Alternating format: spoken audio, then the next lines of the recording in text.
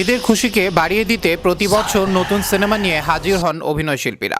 আসন্ন ঈদ উল ফিতরেও এর ব্যতিক্রম হচ্ছে না।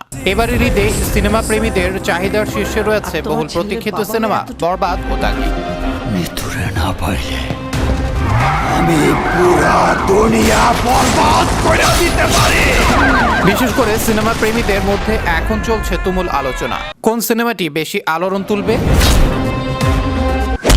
দুই ছবি নিয়ে দর্শক মহলে উত্তেজনা তুঙ্গে। বরবাদ সিনেমার টিজার দেখে মুগ্ধ শাকিব ভক্তরা, নেটিজেনদের প্রশংসাও পেয়েছে। গুঞ্জন ছিল ঈদে মুক্তির তালিকায় থাকা বাকি সিনেমাগুলো বরবাদের দাপটে বরবাদ হয়ে যাবে। কিন্তু সব জল্পনা কি আর সত্যি হয়? জেলের দাগ একবার যা লাগছে সেই দাগই। সম্প্রতি অন্তর্জালে মুক্তি পায় ঈদের সিনেমা দাগির টিজার।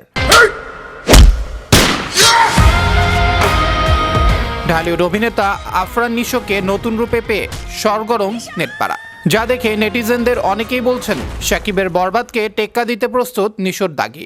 1 মিনিট 8 সেকেন্ডের টিজারে মারকাটারি দৃশ্য আর এক চিলতে রোমান্স আকৃষ্ট করেছে সিনেমা প্রেমীদের। দুই সিনেমায় তাদের ভিন্নধর্মী গল্প ও তারকাবহুল কাস্টিংয়ের কারণে আলোচনা এসেছে। বরবাদ ট্রেলারে শাকিব ও তার সংলাপ সিনেমা প্রেমীদের মন ছুঁয়েছে। অন্যদিকে দাগির চরিত্রগুলো কৌতূহল জাগিয়েছে দর্শক মহলে। বরবাদ সিনেমার ট্রেলার মুক্তির পর গুঞ্জন ছিল ঈদে মুক্তি পাওয়া কোনো সিনেমা বরবাদের মতো দর্শক টানতে পারবে না।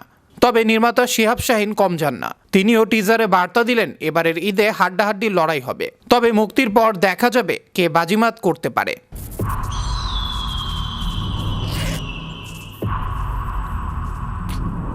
এর আগে 2023 সালে মুক্তি পায় সুপারস্টার শাকিব খানের প্রিয়তমা সিনেমা। তোমাকে জানিয়ে দিলাম প্রিয়তমা। সিনেমাটি বেশ ভালো ব্যবসা করে শেষ হয়।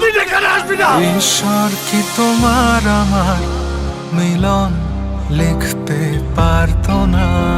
যদিও এ ছবির সঙ্গে মুক্তি পায় ছোট পর্দার বড় তারকা আফরান নিশোর প্রথম সিনেমা সুড়ঙ্গ।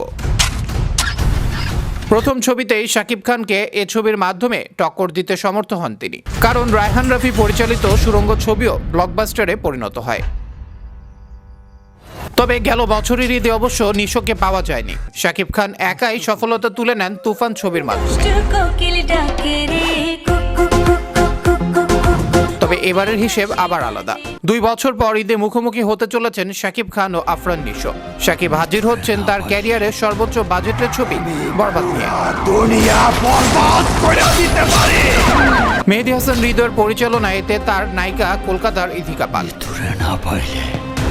প্রিয়তমা ছবিতে শাকিব ইথিকা জুটি ছিলেন বেশ সফল।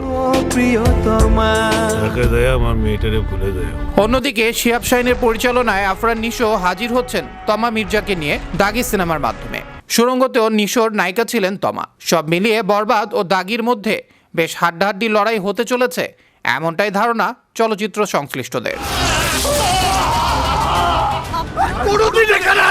ঈশ্বর কি তোমার আমার মিলন লিখতে পারতো না। ঈশ্বর কি তোমার আমার মিলন লিখতে পারতো না।